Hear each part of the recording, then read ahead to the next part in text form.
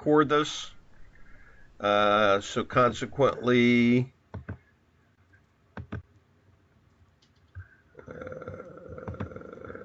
I'm assuming everyone can see my screen. Is that a fair statement? I'll say yep. So let's get started. Okay.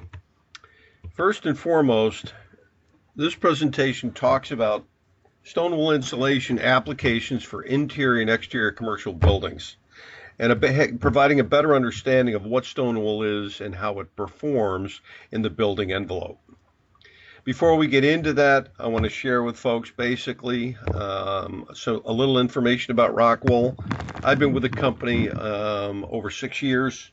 What I would share with you is when I joined the company, we were originally known in North America as ROCKWOOL, always owned by ROCKWOOL, but because of some trademark issues with another company in the U.S., ROCKWOOL did not have access to their name up until 2 years ago.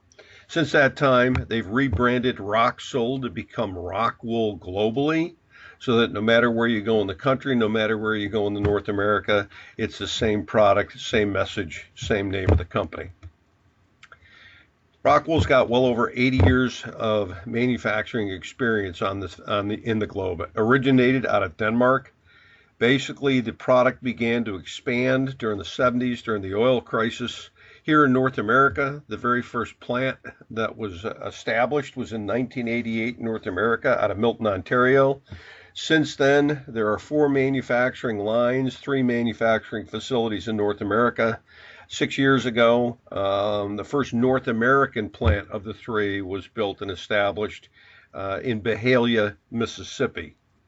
Today, as we go in 2020 and beyond, currently ROCKWOOL's in the process of building a new manufacturing plant in our backyard in Jefferson County, West Virginia, that will be operational by first quarter 2021. So the need, the desire, and the use of stone wool continues to grow in North America as people understand where the applications are and the benefits that are also corresponding for this type of insulation. Now, I mentioned earlier, ROCKWOOL is a global company. This particular map's a little dated. You'll see just shy of, I think, around 30 manufacturing facilities. It's closer to 40 manufacturing facilities today with over 10,000 employees. So the company's been manufacturing for over 80 years. We have 39 factories and 10,000 employees supporting the design communities in various industries across the globe. Today we're going to talk about building envelope insulations. However, stone wool is used in a number of different applications. As an example, the Lippinus product is actually specialty fibers. As an example, it's used in the automotive industry as part of the brake systems. While the products we'll talk about today are hydrophobic, ROCKWOOL does make a product that is hydrophilic in Grodan, and it's specifically used as a growth media.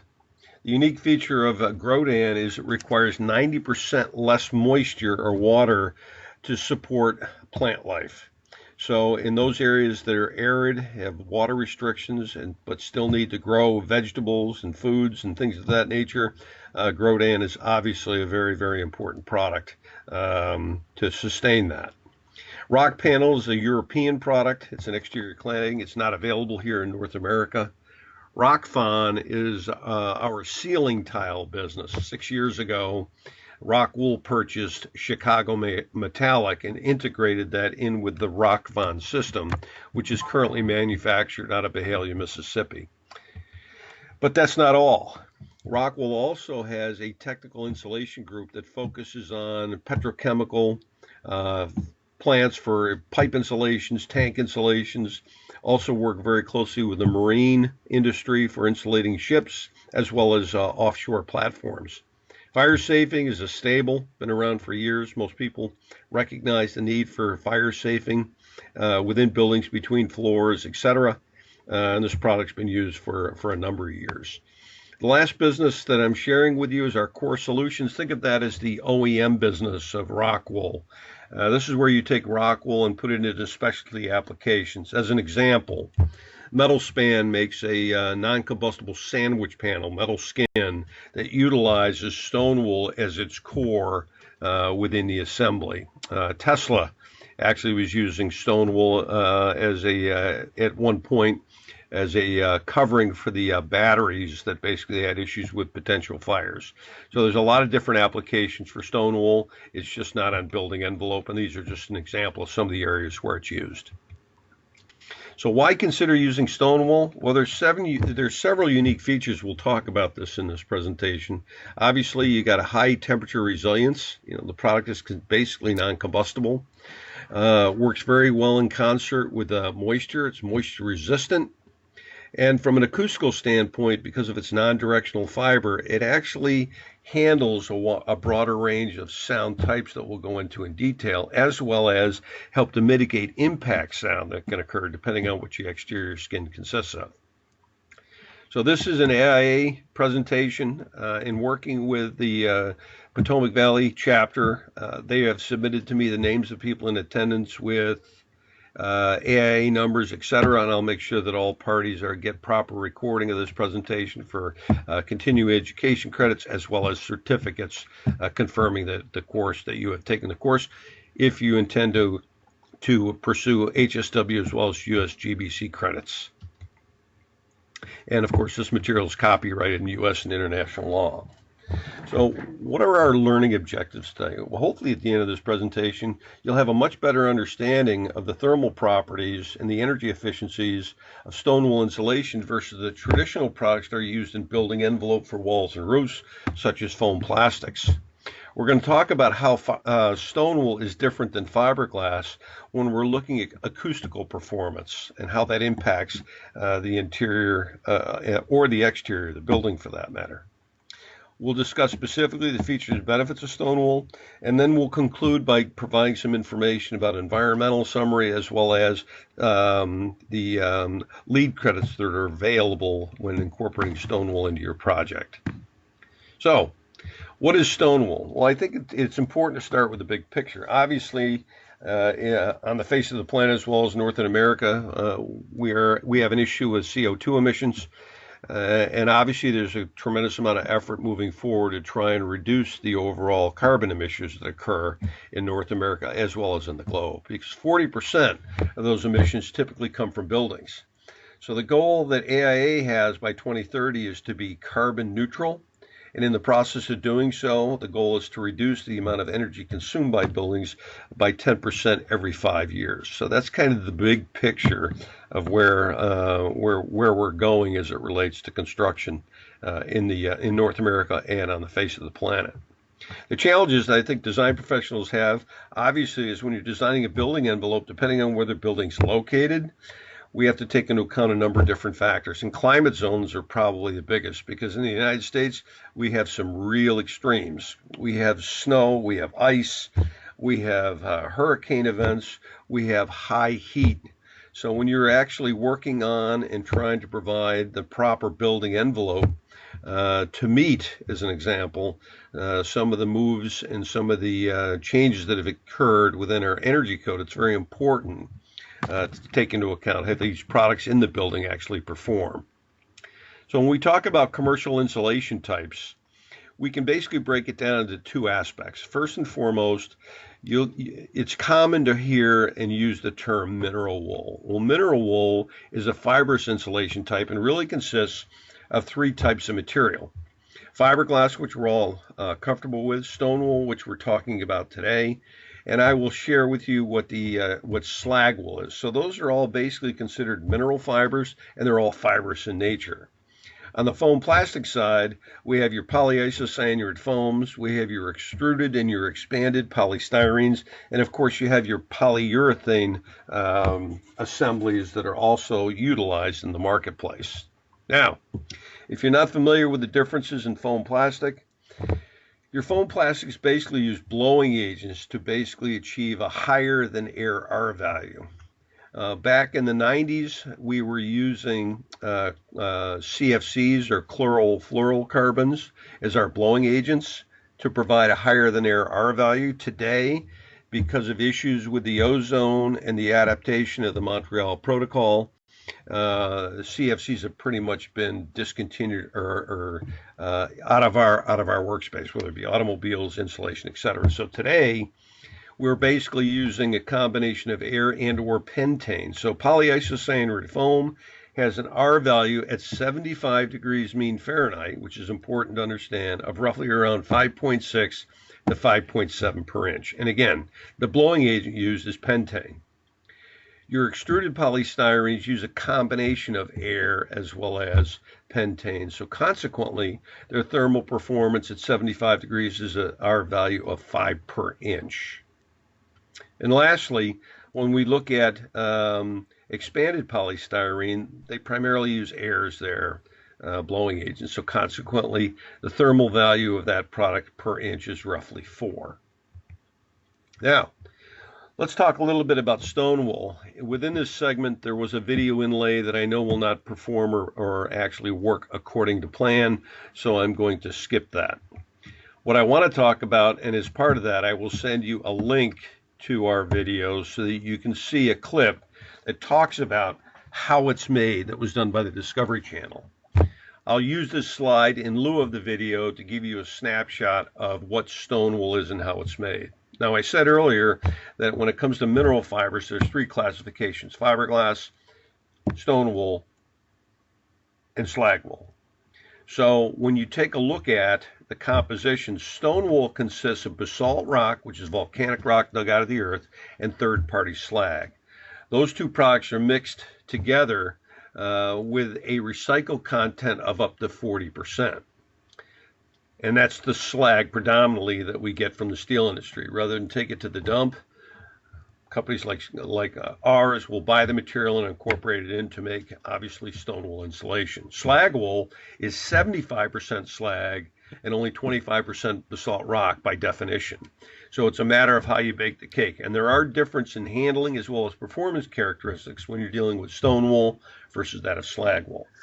But once these 2 components are basically put together, they're melted at a very high temperature, in essence creating a lava flow within the plant that eventually hits a stainless steel spinner that actually spins the molten lava into long fibers, which are captured, layered, and formed into different products.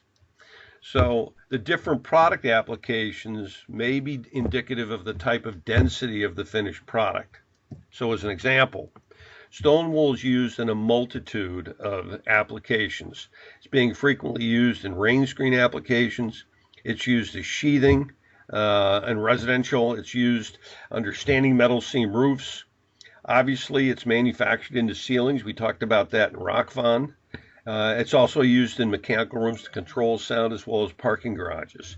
Now, the density you need to basically insulate a metal stud cavity 16-inch on center is going to be a different density of material that you're going to use on the roof. So depending on the application would dictate the product selection needed in order to meet the appropriate performance levels within your wall or roof assembly. So let's talk a little bit about features and benefits of stone wool. First, we kind of touched on this early on, but let's touch base and talk about fire resistance. When you test materials to ASTM E119, what you'll find is within minutes of the test, once the fire and the heat achieves a range of 350 to 400 degrees, you'll find your foam plastics will ignite. Within less than 30 minutes, when the temperatures get up to 1200 degrees Fahrenheit, fiberglass begins to melt. And oh, by the way, steel begins to lose its structural components or aspects at around 1100 degrees. 6 hours into the test, stone wool begins to melt. But during this entire time, when tested, the product basically has zero flame, zero smoke development. So there is no flame spread. There is no smoke development. It has a very low heat of combustion. By the same token, when you start to look at your foam products, ASTM considers a flame spread of 25 and a smoke development of 350 to 500 to be acceptable. To me, a flame spread of 350 or a smoke development of 350 to 500 is pretty high. In fact, in most cases, in the event of a fire, it's typically not the fire that gets the inhabitants. It's the smoke that's developed from the products as they burn. So stone wool basically has a melting point at 2,150 degrees, zero smoke, zero flame spread.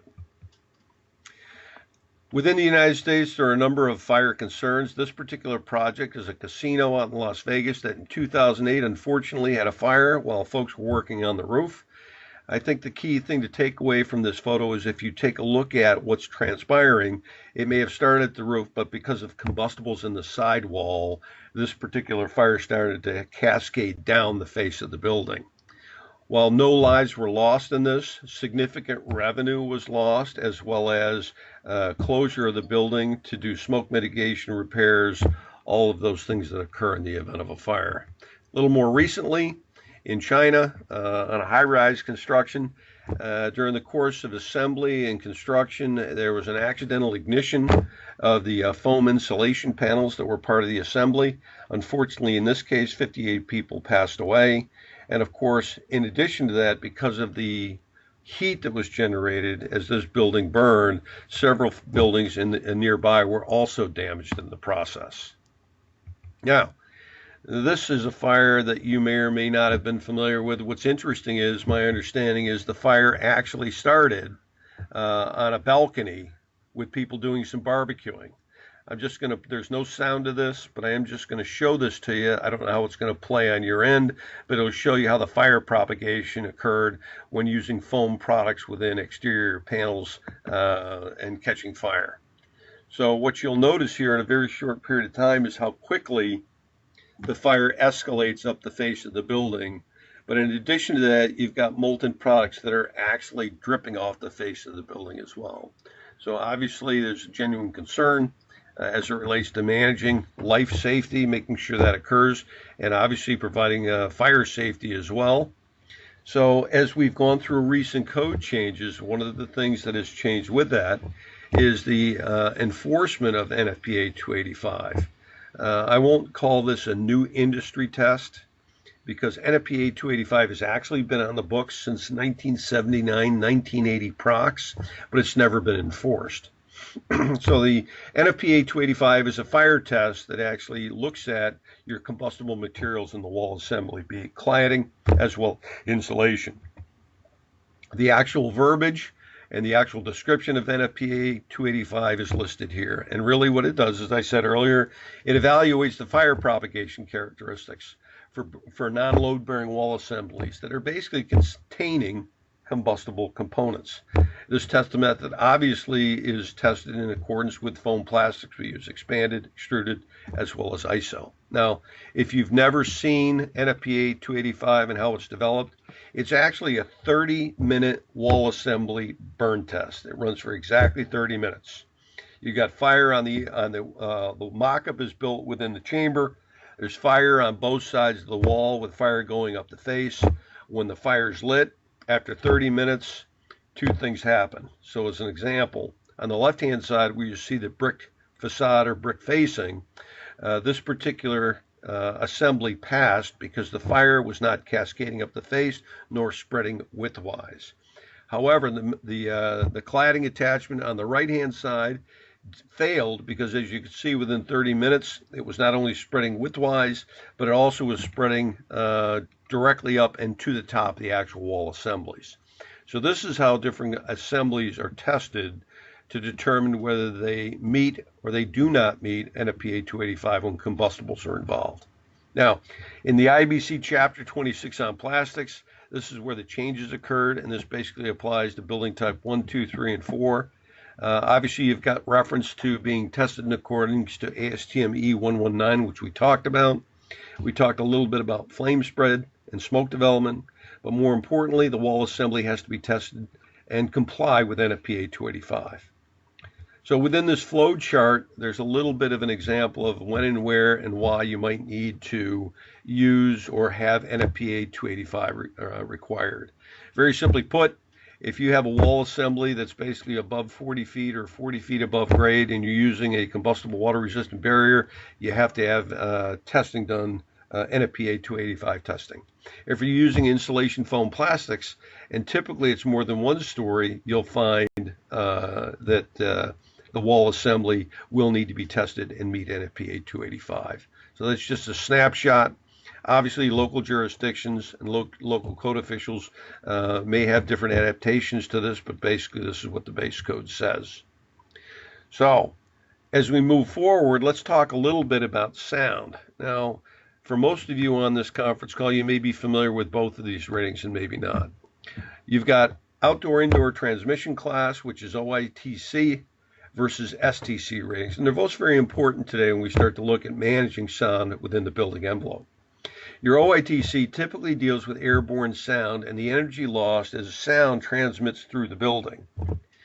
STC is typically more commonly used and has been for a number of years, and it's an indicator as to how well an assembly blocks sound. So as an example, with STCs, it's an average calculation done between 125 and 4,000 hertz. The higher the number, the better the product does at blocking or isolating noise. By the same token, this is a laboratory test. This test was developed back in the 50s by Penn State and is still used today. And the reason why sound is important, too much noise or too high a level of noise can obviously have a direct impact on people's healths. So people are looking at, and design professionals are incorporating products in to help manage sound as it relates to various applications such as hospitals, K through 12, higher level education, etc. Now, OITC is similar to STC in that it's a numerical rating on average between 80 and 4,000 hertz. So it takes into a range of 80 to 125 hertz that STC does not take into account. So you could have two wall assemblies that may appear to have the same STC ratings, but when it comes to OITC ratings, have significantly different performance criteria. When I think of outdoor-indoor transmission class, I think of those things that go, I think of planes, trains, and automobiles, and those things that go bump in the night. Impact sound, low-level frequency sounds, this is where OITC can be an important indicator. You know, we have a lot of construction taking place around DC. We've got Amazon's headquarters. We've got the Virginia Tech Innovation Campus. All of those buildings are going to be relatively in close proximity to Reagan National, so sound is something that has to be taken into consideration. As noted, noise disruption can impact the ability to learn. That's why it's used frequently in K through 12 and higher level education, so that the quality indoor helps to mitigate any sound that would be disrupted from the outside. When we start to look at STC assemblies, if we just take a look at a simple wall on your right that talks about using exterior foam, metal studs, finish outside, finish inside, you would roughly get about an STC of 41. Now, if you can decrease the sound by 5 to 10 dBs, it is noticeable to the ear. 5 is noticeable, 10 is like dropping it in half. So by using an exterior product like stone wool in that same assembly versus foam, you can increase the STC assembly to 44 or 3 dBs. By doing a combination wall with insulation on the interior as well as insulation on the exterior, which is a good thermally efficient wall assembly, you can jack up the exterior and interior, or the exterior STC rating to as much as 50. Now, within this next slide, which will not be seen, there is a representative sample of various decibel levels to show you how that sounds to the ear when you increase it 5, 10, or 15 dBs and do the same in reverse. But unfortunately today, due to technical difficulties, we're not going to be able to use that. The whole thing to keep in mind here is that when you're looking at different products used to control sound, and we compare something like stone wool to that of fiberglass, in addition to the OITC factor, because of the density of the product actually fits tighter between the stud spacing, which is critical in helping you achieve the targeted STC assembly. What happens over time with glass, because of its density, it will settle in the wall, creating gaps or leaks, as you can see in the photo here at the top of the wall. Again, stone wool, because of its density, once it's put in place, it stays in place, and there's no movement or change in terms of the product's performance. Where sound matters is in a number of applications. I mentioned in hospitals, I mentioned K through 12, I mentioned higher level education. Obviously, the product's used in auditoriums, concert halls, studios, And obviously that's very important to manage and control sound in those applications. So at the end of the day, you're getting the type of performance out of that space that you want or intend to get out of that space without disruption from sound, either inside or outside the building. It is an insulation, so let's talk about the thermal performance of the product. When you compare stone wool to that of foam plastics, what you'll find is that the thermal value per inch of stone wool will range anywhere from 4.2 to 4.3 per inch, depending on the density of the product. Your roofing product is slightly lower than that at 3.8 per inch. Your polyisocyanurate has an R value at 75 degrees mean Fahrenheit of 5.6, extruded polystyrene 5 per inch. Now I reference 75 degrees mean Fahrenheit because that's how all of these are tested, and those are the thermal values that these products are based off of. Now, the difference between foam plastics and something like stone wool that traps air, as these products age, the cells break down, the gas or blowing agents are released and replaced by air. That is called thermal drift. You will find articles on the internet that are 20 plus years old that address and talk about the thermal drift of foam plastics. You'll also see reference to what's known as LTTR on most insulation charts. That stands for long-term thermal resistance. That number, which is the 5.6 or 5.7, is basically a time-weighted average thermal value. It's basically a calculation of the thermal value when the product comes off the line, out 180 days, and averaged. So the products that use blowing agents will lose anywhere from 10 to 20% of their thermal value over time due to this thermal drift situation. But that's not the total story, because all products are basically impacted by temperature. So when we look at foam plastics at 5.7 per inch, at 75 degrees mean Fahrenheit, that would be termed what I call in the game of golf the sweet spot on the club. That's where the product actually performs best. But as it gets colder, dropping down to 25 degrees, the product actually degrades. Those cells tighten up and they allow more energy to pass through. Stone wool, basically because it traps air, is affected by temperature as well, but it's more of a gradual grade. As it gets colder, it actually performs better. As it gets hotter, it doesn't fall off the map. And it's sustainable thermal value over the life of the building. In fact, overseas in Europe, several projects basically as the remodeling or refurbishing took place, insulation that had been installed in there were tested and found to perform after 50 years of in-place service the same thermal values that were in place when the product was installed. So stone wool has a long-term sustainable thermal value. Your foam plastics do not. When installed into a wall cavity or roof, stone wool comes in a number of different densities, as I mentioned. A cavity wall insulation is an example. While semi-rigid, is very flexible and will conform to irregular surfaces within the assembly, as you can see in this picture here. We'll talk about this project a little bit later on. Also, as far as working in conjunction with brick ties for masonry applications, curved walls. Very adaptable, very easy to install to maintain that continuous insulation on the exterior of the building. But one of the critical things to take in mind is that in addition to thermal performance, we have to look at dimensional stability. One of the unique features of stone wool is that this product actually moves less when tested to ASTM than concrete. So basically over a 33 to 50-foot run, if we toggle the temperature back and forth in accordance to the test, concrete will move about 3/8 of an inch. Stone wool will move about 1/8. Your foam plastics will move anywhere from 12 to 20 times greater than that. And unfortunately, as they cycle with temperature, expand, contract, unfortunately, they don't return to their original dimensions. Here's a primary example of what can take place as it relates to dimensional instability.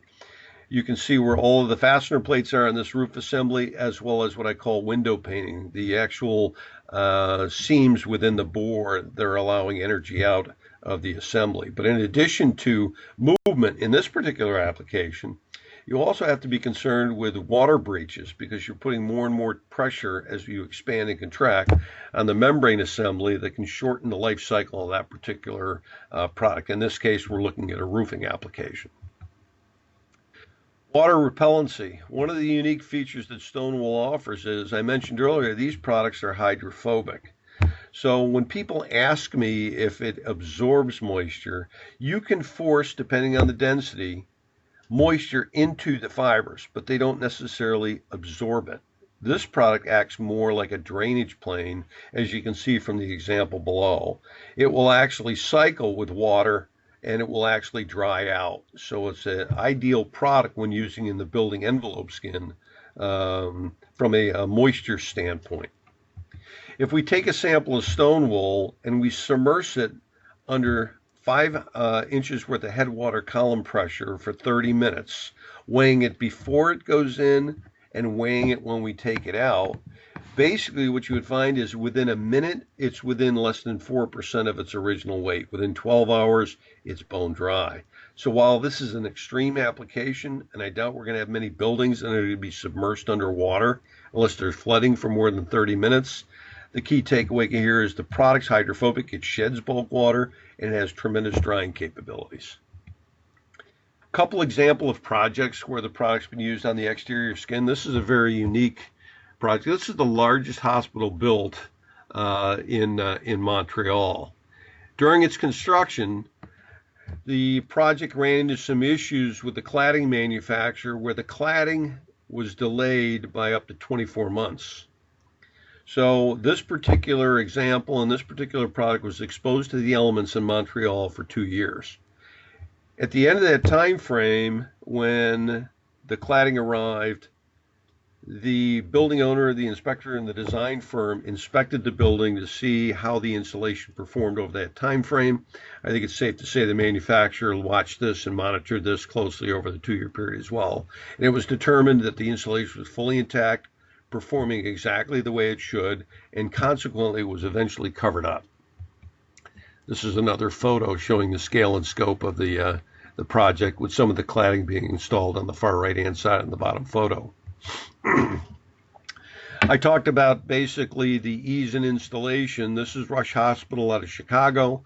You can see based on the unique design to try and meet code and maintain that continuous insulation, the board's rigidness and the type of board being used in this particular cladding application, it conformed very nicely to the changes in direction as you see on the face of the building. Another example, Kerner World Headquarters. If you're not familiar with Kerner, they happen to be the world's largest data storage firm. On their corporate headquarters in Kansas City, they experienced something similar to what occurred on the project up in Montreal. In this case, because of cladding issues and deliveries, the insulation was left exposed for 5 months in Kansas City. Again, upon inspection, after the cladding arrived, it was determined the insulation was intact, performing the way it should, and cladding was applied to the building. In fact, this is the finished product for the Kerner World Headquarters. You'll note, because they are data storage, this was the intended design was to look like a punch card for these particular buildings. Chicago Grand Hotel, again, exterior wall insulation was used for the masonry walls, multiple stories. At the Calabrum Life Science Building, kind of an interesting project for open screen or open joint Rainscreen applications up to 40 feet. It's pretty much aesthetically unpleasing, if you will, to see the actual color of the insulation in the joint. So in many cases, a black facer is applied. In this particular case, you can see where the fabric facer is being applied over the face of the insulation. This particular building was also left exposed for approximately 3 months. But by the same token, something that's changed today versus then, there are now insulations available that have a black facer already applied to it. So from an installation standpoint, it's a lot easier for the contractor and more cost effective to be able to install the product basically with a black facer on it. The product basically is inorganic, just like the base coat. It basically will, when the insulation is installed, they should be butt tightly together because of the dimensional stability of the stone wool. It's not going to open up. You're not going to see any joints. and you achieve the visual you want to achieve up to 40 feet with an open joint rain screen. A little more local, at St. John's, or I should say at John Hopkins, the Harvey Nelson building. You have stone wool insulation that was used in a retrofit application on this building to improve the thermal efficiencies, obviously to incorporate some of the other properties that stone wool offers. You can see here how the product was being used in this particular application. Reuse versus tear it down and build all over again. Viking Stadium is a very unique application. This is the finished product, which is a pretty nice looking building from a stadium perspective. But how this was constructed was using a panelized system, where the contractor actually manufactured the wall panels in a controlled environment, incorporating stone wool between the studs. Then, of course, once these panels arrived on site, they were craned in place, attached, and that's how the exterior skin assembly was basically assembled. 911 call center in New York City, obviously non-combustible on the exterior. SOM was the architect of record for this project. So let's talk a little bit about vapor permeability. We've talked about the product being hydrophobic. Well, one of the unique things about stone wool is it has great drying potential. So consequently, if moisture should get within the wall assembly and the insulation become wet, it will not impact the performance of the product over time because the product will dry out. So when looking at a masonry cavity or a rain screen application, stone wool is an excellent product to use because it will shed bulk water. If it gets wet, it dries out, and there's no impact to the insulation at all. So it's very important to allow our walls to basically extract any potential moisture that might be in the assembly, and vapor permeability is important. At the end of the day, when you're looking at high performance systems like rain screens, I've kind of mentioned to you all the reasons why it makes sense between dimensional stability. You've got sound absorption, obviously moisture resistant, fire is a big factor. It's sustainable, environmentally sustainable over the life of the building. Let's talk a little bit about wall applications just briefly. There are trends in place where, because of code changes versus looking at nominal R values, effective R values are becoming more prevalent, and we'll see more of that with code changes as we go forward. So in order to achieve effective R values, we have to take a hard look at how we're assembling our walls to basically short circuit any thermal conductivity that may be taking place that reduces the overall efficiency of that wall. So this slide basically talks about industry trends. There are a number of products that are being introduced to help prove that. There is a second presentation that's offered that I could provide that deals with highly effective wall assemblies if the interest is there. At this time, I just want to draw people's attention to the fact that there are options, there are ways to install the products both effectively, cost effectively, and constructability wise, ease for the contractor, and improve your overall thermal performance of the envelope.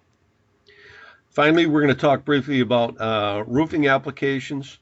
Stone wool, basically, I mentioned, is made in various densities. This particular product is unique because it actually consists of a dual density product. The top 5/8 of an inch that you see in that drawing has 37% more stone than the bottom. It's designed to act like a built-in cover board. By the same token, one of the unique features that stone wool offers on the roof is the product is designed to give and recover. Now, because of that increased density in the top, the thermal efficiency of the board at 75 degrees mean Fahrenheit is 3.8 per inch. Materials available 2 through 6 inch. It's either available faced or unfaced. Product can be used in a number of applications. This particular application, we're not showing a product that's made out of Byhalia, Mississippi that uses a fiberglass fleece facer, but the product can be used with hot applications such as hot asphalt, 4-ply built-up. Can be used with modifieds, either cold applied or torched, and it can be used with single plies, be it EPDM, TPO, or PVC in fully adhered applications or mechanically fastened applications. When we look at non-combustible assemblies, obviously you're looking at using full core stone wool assemblies.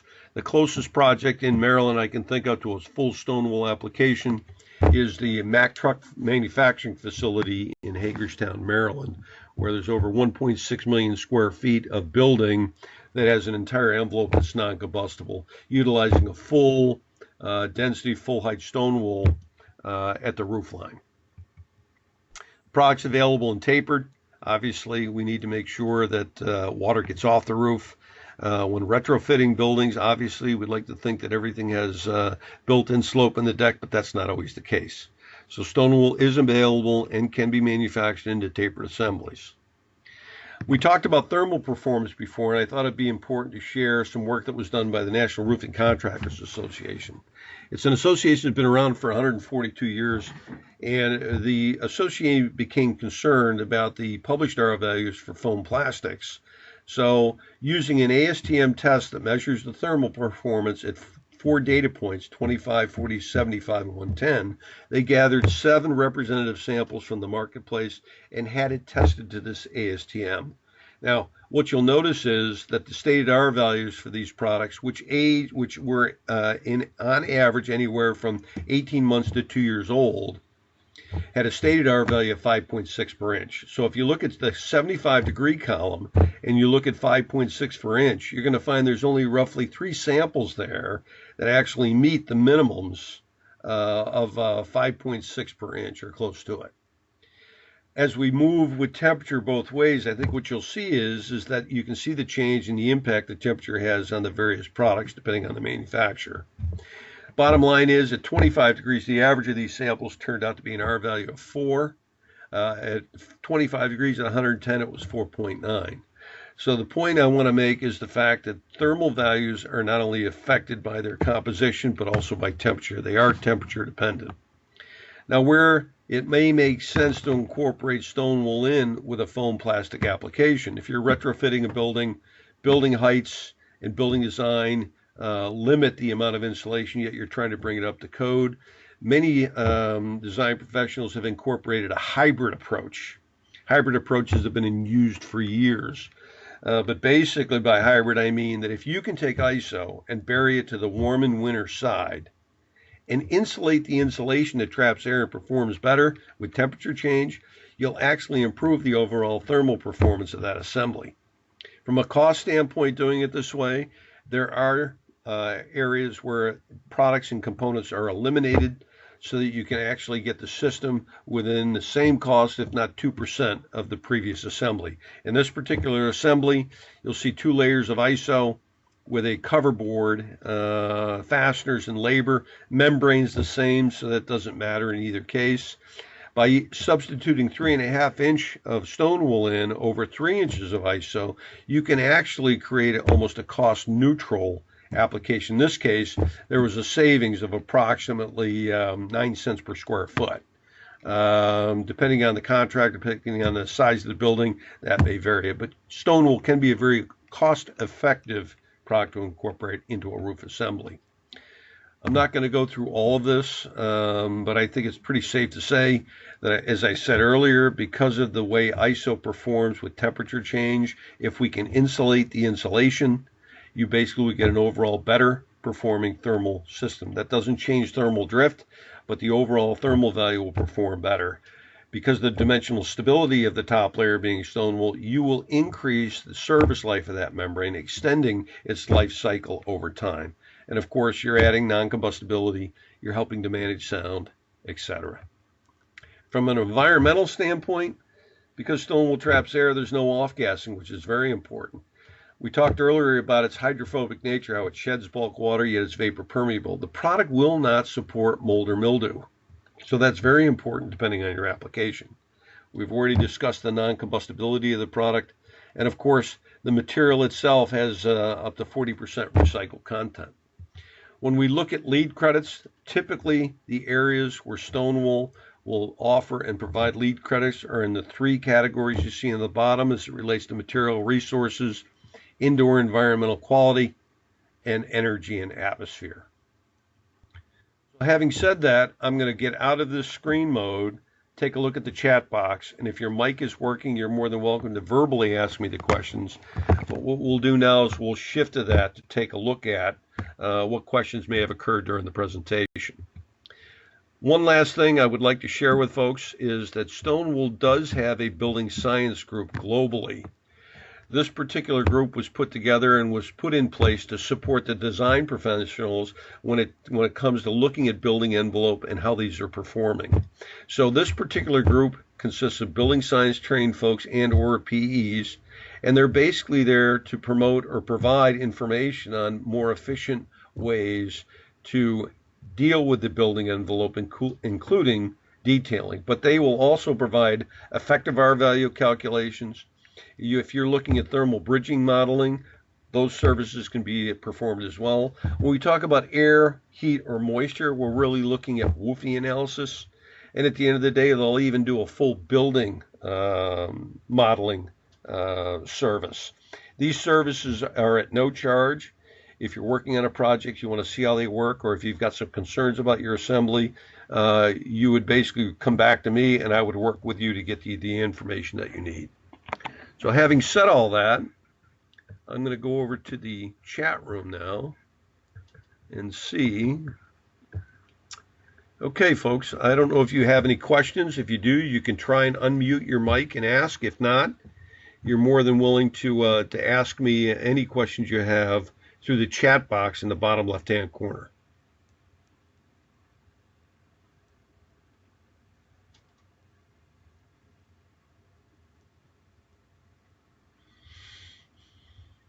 I see Jennifer sending me a message.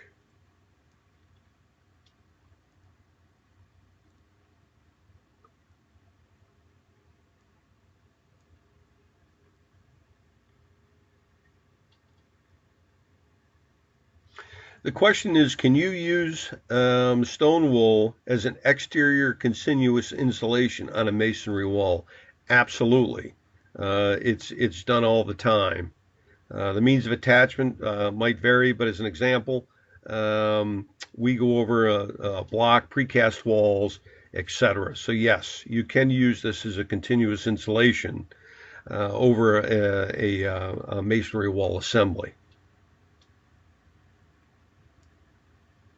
Excellent question.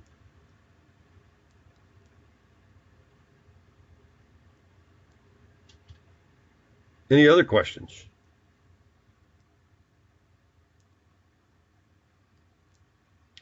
Well, folks, if there are no additional questions, then that would conclude our presentation. What I would like to share is that I am local. I live in the Annapolis area, and I cover the Mid-Atlantic. So if a situation comes up, a question, be it acoustic, moisture, effective R values, I am more than happy and willing to work with each and all of you on your projects. So having said that, I wish everybody a good day, a good balance to the week. Be careful and be safe. Thank you very much for your time.